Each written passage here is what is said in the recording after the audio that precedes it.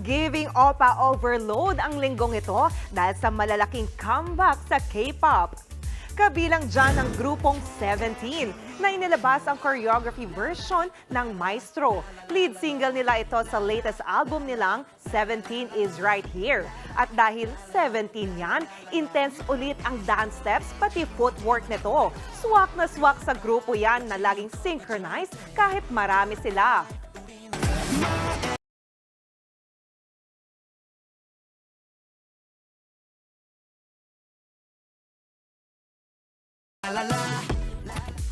Speaking of comeback, may pasilip si XODO ng upcoming music video niya na Mars. Title track yan ng kanyang third mini-album na Blossom. Bukas na yan nilalabas kasabay ng music video ng Mars.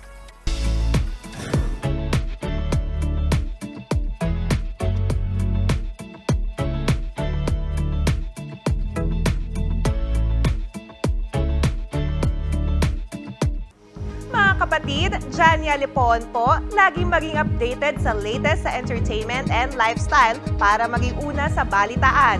Bisitahin at mag-subscribe na sa social media pages ng News 5.